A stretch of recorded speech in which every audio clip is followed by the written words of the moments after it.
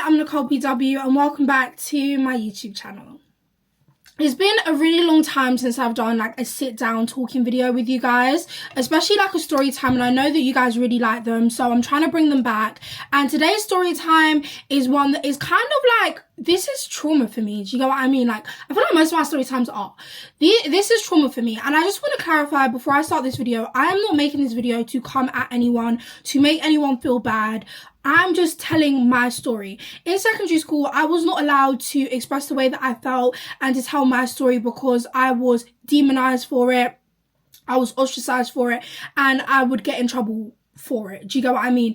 These people that I'm talking about were the teachers' favourites, and I was definitely not a teacher's favourite, and it caused them a lot of the time knowing that they had a power in that and going to the teachers and lying about me, and I just wasn't allowed to express how I felt, and this is a way for me to get it off my chest. I know that the person that this story time is about has a deep-rooted victim complex, but I just want to clarify, I'm not doing this to come at you, I'm not doing this to be nasty, I'm doing this, you know, to help other people who may be in this situation, who think that they can continue in this situation, because you can't, and also just to talk about it. So if you guys have watched any of my previous story times, you can find them on my channel. You will know that I went to an all-girls school for secondary school. I actually don't know if I can link it, I don't know how to do that, but I'll try. If you click here, hopefully you'll be able to find the link to my secondary school story times, where I briefly spoke about my secondary school experience. I did a brief story time about this story on my TikTok a few years ago, and the person who this story time is about actually had the audacity to get someone to reach out to me and ask me to take down the video. I never mentioned names, places, people, whatever. I just referenced them in my story, and after everything that she put me through, all the bullying and all of that, I think it was really audacious for her to try and play victim and get someone to try to take my video down. Like, it was crazy. Anyway, let's get into the story time. So let's set the scene. Yeah, close your eyes. Are your eyes closed? Anyway, let's set the scene. I was in year 7, and as I told you guys before, I went to an all-girls school. And the thing about an all-girls school is a lot of girls, not me, but a lot of girls were exploring their sexuality and just trying to figure out if they like girls or if they like guys. I've always known that I like guys, and I've never been attracted to girls, but a lot of the girls in my secondary school were kind of just figuring that out for themselves. I don't know if that had anything to do with an all-girls school, or that's just kind of a part of childhood, figuring out what you like and what you don't like. And yeah, so our friend, I'm gonna call her Brush. So I joined my form in year 7 in January. I was in a previous form before.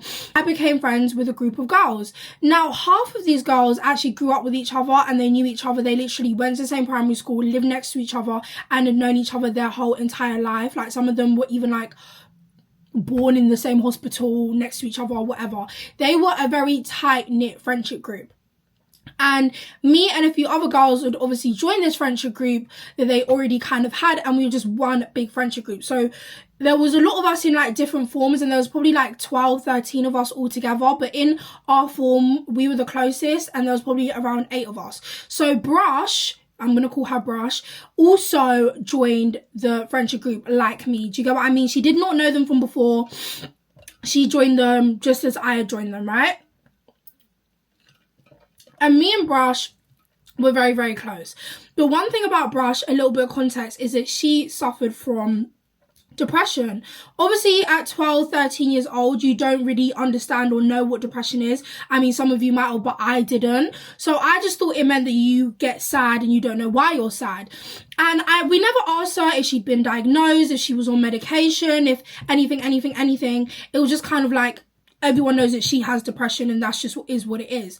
So none of us ever kind of like intruded into that. I think maybe we were scared of her reaction as well, but none of us kind of dug into that. But that did mean that like some days she would just be really super down in the dumps, and she would not want to talk to anyone or like associate with anyone. Like, she would just be quiet, mute, didn't want to talk.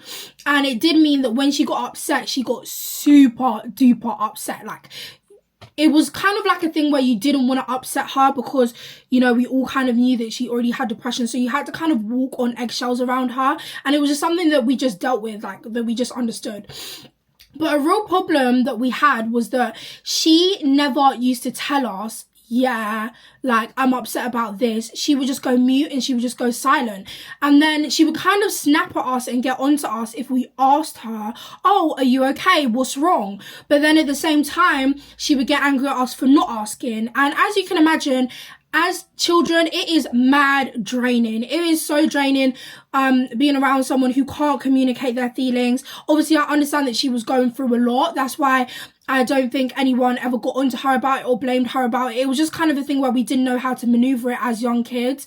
And she didn't really tell us like what we could do to make her feel better. When she would get in those moods, we wouldn't ask her anything. And then it would cause an argument because we wouldn't ask her anything. But then she would snap anyone's heads off who did. So just to preface that, because that will become apparent later on in the story.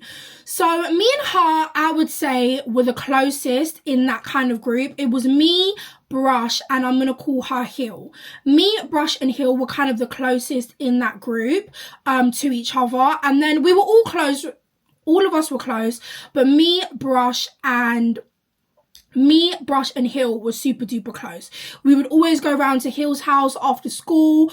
We even went trick-or-treating from Hill's grandparents' house, went around there for dinner. We were all super duper close. And, you know, we are young girls, like, we're very touchy-feely. Do you get what I mean? And I feel like a lot of people at that time in my secondary school, I don't know if I mentioned this before, were kind of figuring out their sexuality. I've always known that I was straight, but a lot of people were experimenting with each other in our all-girls school. And yeah, so when we were in around year 8, Brush came out to us and she told us that she was bisexual. Now, I don't know about you guys, but I don't view anyone any differently depending on who they love and who they're attracted to. In my opinion, that's not something that they can control, and it's not something that they should be demonized for. And, you know, I'm your friend with you because I'm your friend. I'm not your friend with you because you're straight. Like, so when she came out to us and she told us that she was bisexual, to me, that really didn't mean anything. Like, that didn't mean anything differently. I didn't treat her differently. I didn't act differently towards her because it just didn't impact my life. Like, I didn't care. Like, if I'm being honest, like, who you're attracted to, who you want to sleep with and who you want to be with has nothing to do with me. And all of our friendship group kind of had the same stance. We're very, you know, in our school, LGBT rights, our head teacher was a lesbian. So LGBT rights and the movement was very apparent, and no one was really homophobic in our secondary school. Like, it was just not a thing. So I think she felt very comfortable to come out with us and be honest with us that she likes men and women. And I'm really happy, like, to this day, I'm happy that she came out and was allowed to live in her truth with us at least. Like, maybe that was a weight on her shoulder, and I'm really happy that she got that off. So, obviously, as time went by, I was trying to help her deal with, not deal with her sexuality, but just the way that she felt about it. She expressed to me, obviously she comes from a very traditional, strict Nigerian household, and she just felt like she could not open up to anyone in her household. I know she had sisters, but I don't know if at this time she had told her sisters about her sexuality. So, you know, she was kind of bouncing back and forth at that time between being a lesbian and being bisexual. And as me and her were super duper close, we were best friends at this time, she felt like she could really come to me and talk to me about it. And I'm a very non-judgmental person. So she was able to talk to me and open up to me about it. And I was very happy that I could help her with that. Do you get what I mean? This was my best friend. I cared about her. I loved her. I just didn't want her to be feeling trapped in the way that she felt. But she became very comfortable in her sexuality, talking about, what she wants to do to girls and stuff like that to us, and we all just laughed it off. Like, the same way you would talk about how fine you think a man is, she would say that about a woman, and it was normalized around us. Like, we know what she likes and she's very comfortable around us with what she likes, and that's just what it was. So, progressing in the story a little bit, we were very, very close, as I said. Like, we would have sleepovers, we would spend a lot of time inside of school and outside of school together, and we were kind of just like a funny duo. We were a little funny duo. We got along so well. And we were so comfortable with each other. Like, we'd lay on each other, cuddle each other. That was my best friend. Do you get what I mean? I never thought anything of it. I'm not a homophobe, so I'm not thinking, oh my God, you told me you're attracted to girls, you're automatically going to be attracted to me. Like, that never even crossed my mind that she would feel that way for me, because I think we even spoke about her type, and she said that she liked white girls, I think, at the time. So I'm obviously not a white girl, so why would I ever think or fathom that she would be attracted to me? I started to notice that she would kind of get a bit jealous and get a bit weird when I would be around or be closer to other people in the group. I was close to everyone, but she started to kind of act a bit weird about it and get a bit jealous about it. And I just felt like, you know, I just brushed it off. You know, people can be possessive over friends. We're in an all-girls school. Energy is high. Like, I just didn't think anything of it.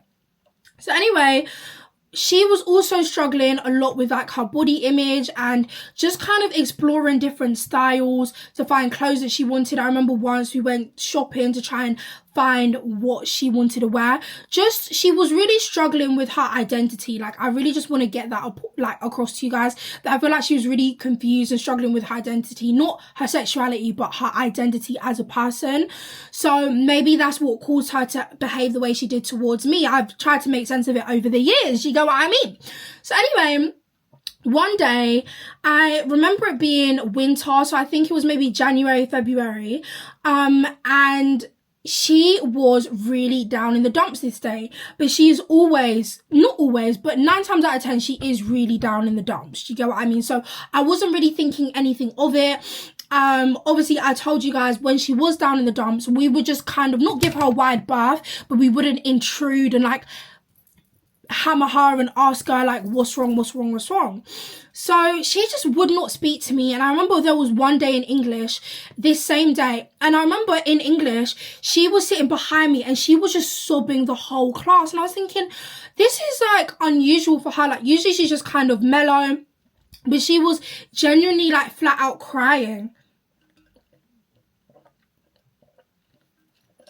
She was genuinely like flat out crying, sobbing, and just kind of like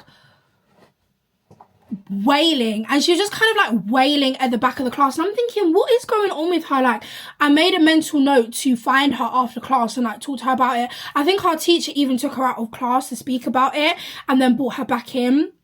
And she just kept, every time I was turning around and I was going like, oh, what's going on? Like, are you all right? She would just carry on crying. Like, she wouldn't be like, oh, I'm all right, or I'll talk to you after. She just kind of carried on crying.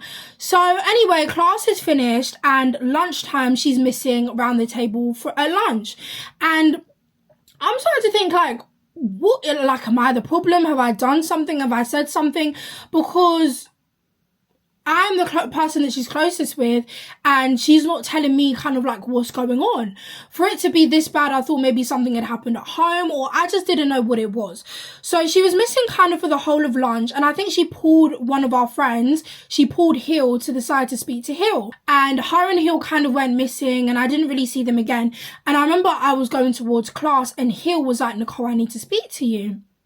And I was like, what do you need to speak to me about? And she was like, I don't know how you're going to take this. And I was thinking, what is going on? And I said, does this have something to do with what's going on with Brush? And she was like, yes, it does. And now I'm like, okay, like, what have I done? I'm starting to run back in my head. What have I done? What have I said? Like, did I not answer a FaceTime call or something? Like, what is going on? So she pulls me to the side, guys, and she tells me, Brush has been really down in the dumps because she doesn't know how to tell you this. And I said, tell me what? And she goes, obviously she knows that you're not attracted to girls and that you don't feel the same way, but she is in love with you.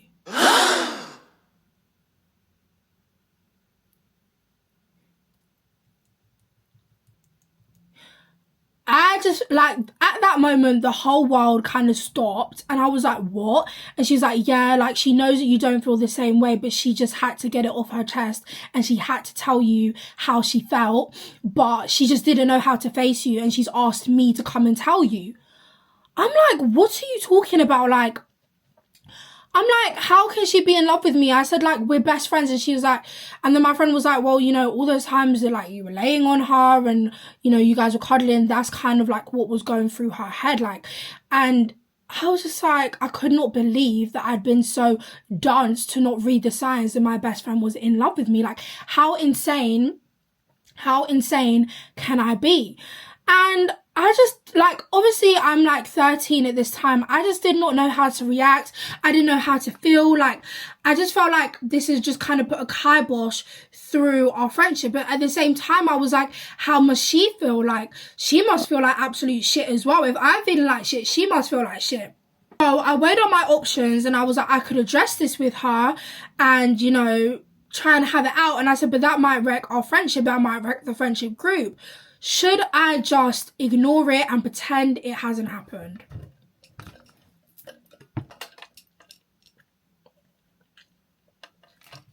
Should I just ignore it and pretend it hasn't happened? And that is exactly what I did. That is exactly what I did. I completely ignored it and I just pretended it never happened. Now, I probably could have dealt with this in a better way. I probably should have spoken to her about it. She didn't ever speak to me about it and I never addressed it with her.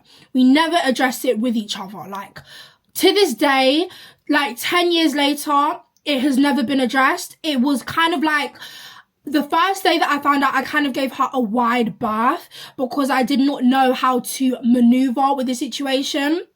And then the next day, we just pretended it didn't happen. Guys, I promise you, I didn't tell my family, I didn't tell my mom, and I tell my mom everything. I just kind of hoped that over time, she would lose feelings for me and we could just be like how we were. That's all I wanted. All I wanted was my best friend, and all I wanted is for things to not be awkward between us. And because of that, I didn't address the situation with her.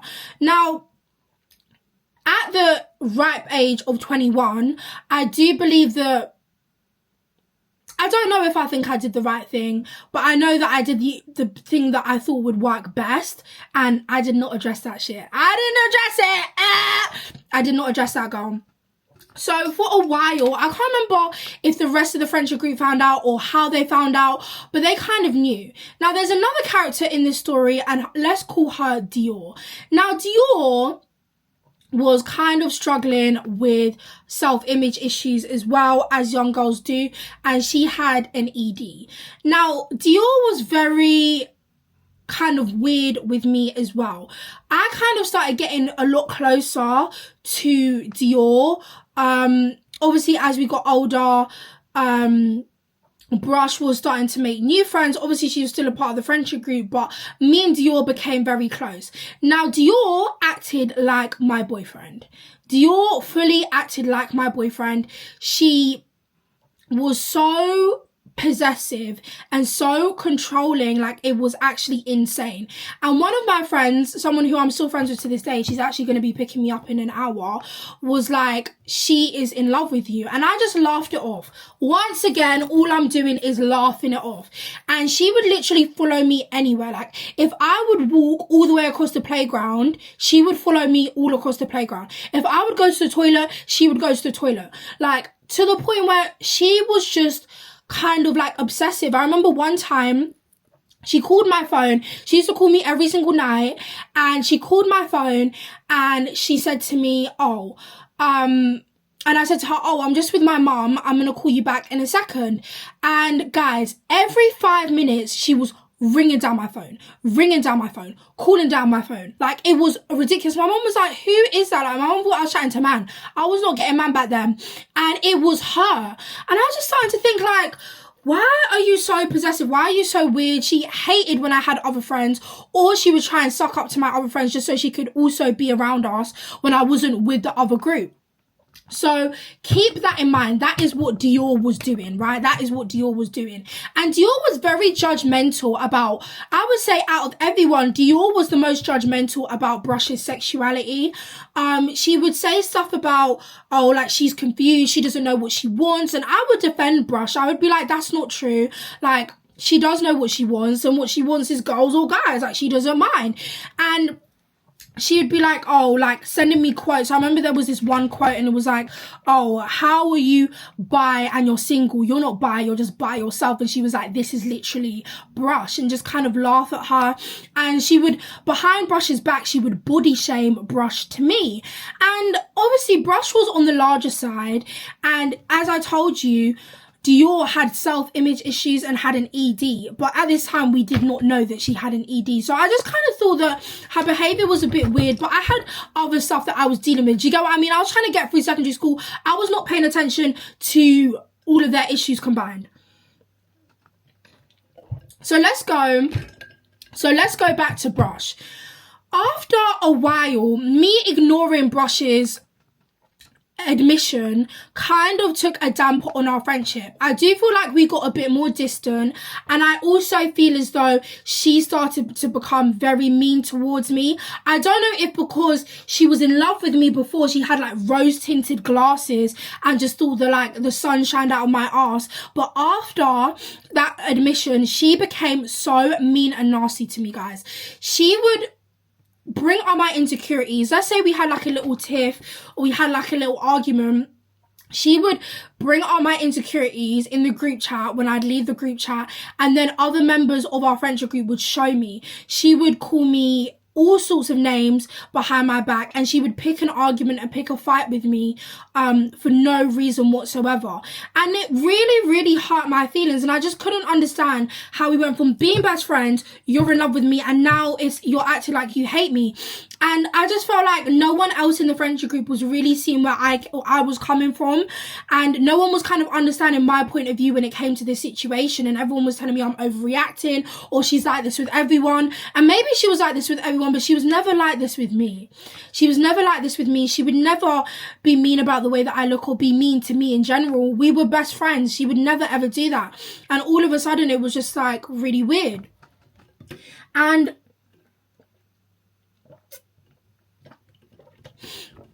that caused me to have deep-rooted insecurities about the things that I opened up to her about. I was already insecure about them, and she would just hammer into them. And I can say, until the end of our friendship, I never, ever, ever, we had one big argument, and that was the last day we were friends. Up until the end of our friendship, I never, ever, ever, ever, ever brought out the girl's insecurities. I never threw it in her face. I never made her feel bad about what she was insecure about. I just bit my tongue. And I remember saying to my friend, like, no one ever brings up her insecurities and what she goes through, but it's okay for her to talk about me like that. And if it was the other way around, if I brought up her weight, or if I brought up the way that she looked, or just other things about her, I would be the bad guy. Why did she get away with making me feel horrible about myself, and I'm not allowed to react? Like, I'm not allowed to react. Like, and it started to cause a lot of resentment between us. Now, while this is going on, me and Dior are closer than ever. We're closer than ever. We're doing things one-on-one. We're going places one-on-one. We're seeing each other. And we all of our friendship, the whole friendship group, we all had very similar interests. Like, we were very interested. We loved Stranger Things so much. So every time a new season of Stranger Things would come out, we would have a sleepover at someone's house. So I remember we had a sleepover for the new season of Stranger Things. That must have been season 2 at the time. Must have been season 2 of Stranger Things. And she insisted that she slept next to me. Like, she insisted that she slept next to me. And I never thought her behavior to be weird. But have you guys ever had a friend who acts like your boyfriend? This is what this girl was doing. She was acting like my whole man. Like, it was crazy. So anyway, she also started hammering in on my insecurities, guys. Like, I was just free range for anybody. But she was hammering in on kind of me and this other girl who we were friends with. Let's call her Nair. She was hammering in on Nair. Now, Nair was a very quiet, kind of soft-spoken, really kind of overly nice girl who who Dior decided that she could pick on. Dior picked on her so badly, to the point where they had known each other since they were babies and they were next door neighbors, and she literally said to her, at the minute, I hate you and I need a break from seeing you for at least a week. Mind you, we all go to school together, we go home together, they live next to each other, we're all best friends. She was so horrible to Dior, it was insane. I don't know if they're still friends to this day, I don't know about any of them, but it was really obvious that this girl was so insecure. The things that she would say to me, so let's say we're taking a picture, someone took a picture of us, and I've always been very photogenic and very confident. I had really, really bad acne at this time, and we were standing next to each other, and she was like, oh, look at you there posing up with your spotty face. I was like, what? And she was like, oh, sorry, I'm sorry, I didn't mean that. Like, why would you say that to me? And I remember another time I had like a cluster of spots on my forehead, and she went to me, your face looks so disgusting, I can't even look at you. That's what she said to me, guys. And I just remember thinking, like, what the F? I just remember thinking, what the F? What am I gonna do? Like, I didn't even know how to react, like, in that situation. I just felt like attacked, and it would constantly be things like that. Like, she was talking about how she's doing exercise at home to get a flat stomach, and I was like, oh, I have a naturally flat stomach, and she'll be like, no, you don't. Yes, the fuck I did. Yes, the fuck I did.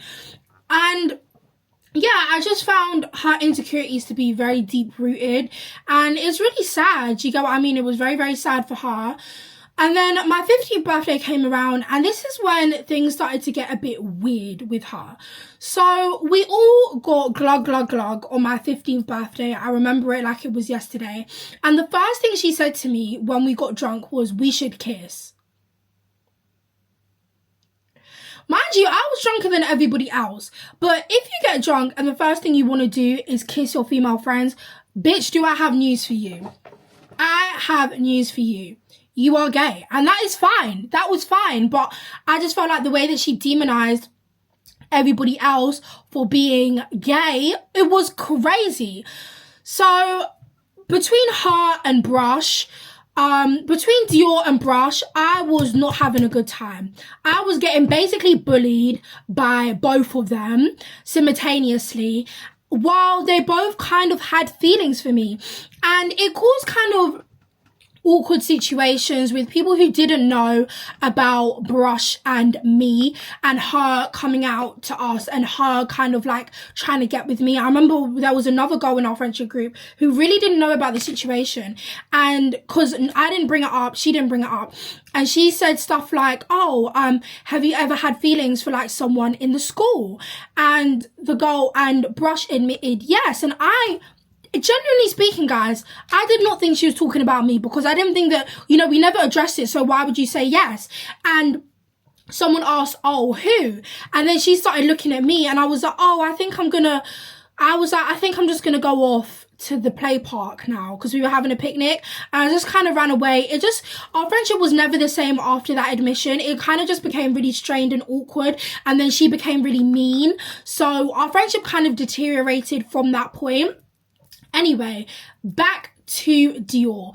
Dior then found out that another girl in our friendship group was gay. I think the girl had said to her that she was questioning her sexuality. Let's call this girl Primer.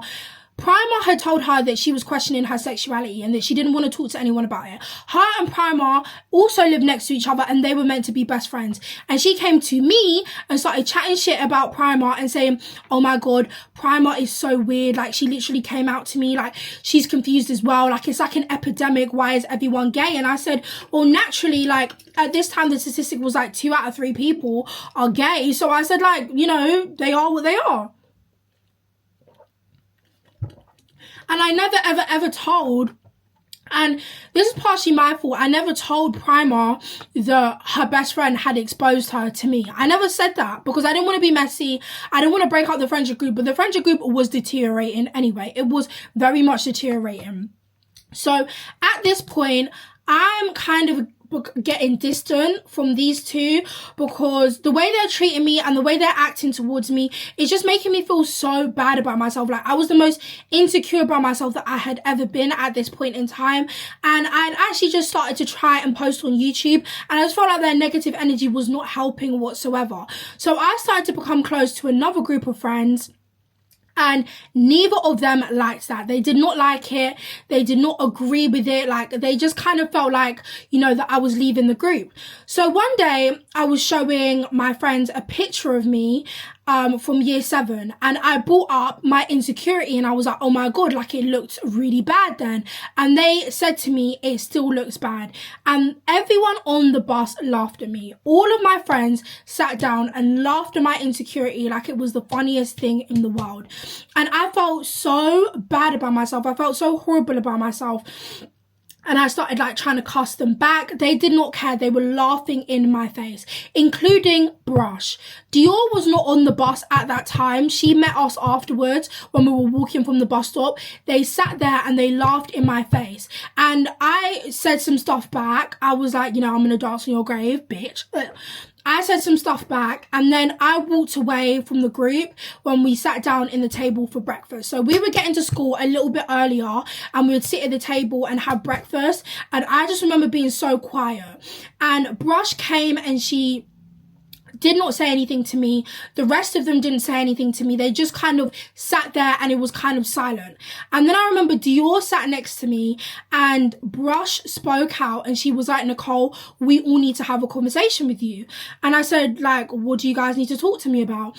And then another girl, I'm going to call her Whiteboard. Whiteboard was like, you need to change some things about yourself.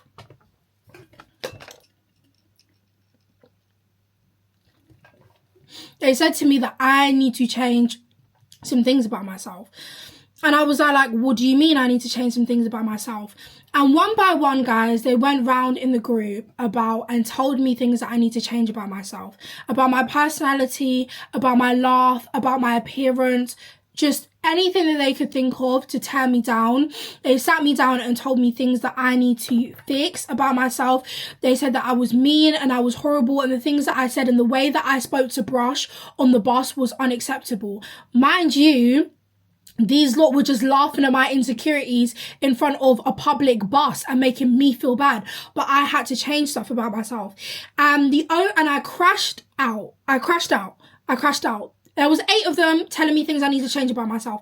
I obviously crashed out, and I ran to the toilet and I started crying. And the only person, yeah, I will give her flowers. The only person who ran into the toilet after me to check to see if I was okay was Dior. Now, I do believe this is because she was in love with me.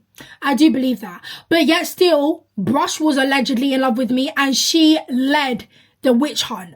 So I obviously cut all of them off after that point. I cut all of them off, and I didn't really speak to them after that. I didn't speak to them.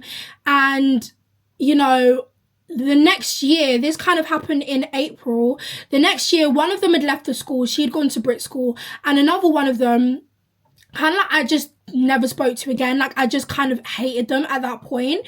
And Brush came up to me and she apologized to me for what she had said to me and for what she had done to me. I didn't pressure her to apologize. I didn't isolate her. I didn't make her feel bad. Off of her own back, after around 4 months, she came and apologized to me. And I spoke to her and I said, you know, you have been horrible to me. I said, the way that you treat me and the way that you speak to me is like you hate me. Like, what have I done for you to hate me?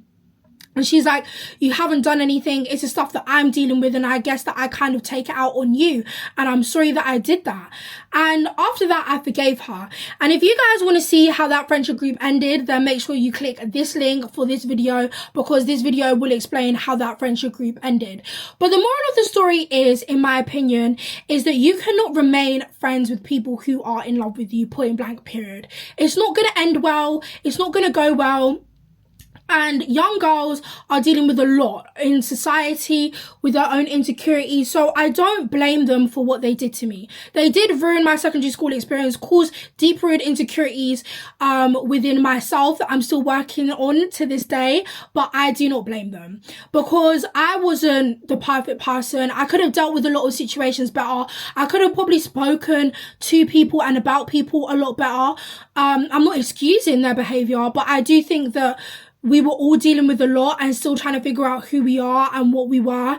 And yeah, but it caused me some trauma. I'm not gonna lie to you. It caused me some damn trauma that I'm still working through to this day. But anyone who is in this situation and they feel like they can remain friends with someone who has deep emotional feelings for them, it's not going to work. Someone being attracted to you and someone being in love with you are two very, very different things. And I do wish at that time that I'd stopped being friends with her, or at least addressed it with her and tried to move forward and work through it in a way where we're not just stepping on eggshells with each other. But yeah, that is the story of how my best friend was in love with me. If you guys enjoyed this video, make sure that you like, comment, subscribe. I will be posting more regularly on my YouTube. I've really neglected you guys and I do miss YouTube. So make sure you let me know what sort of videos you want to see. Make sure you follow my Instagram, my Snapchat, my TikTok down below if you don't already. And I will see you guys later. Bye.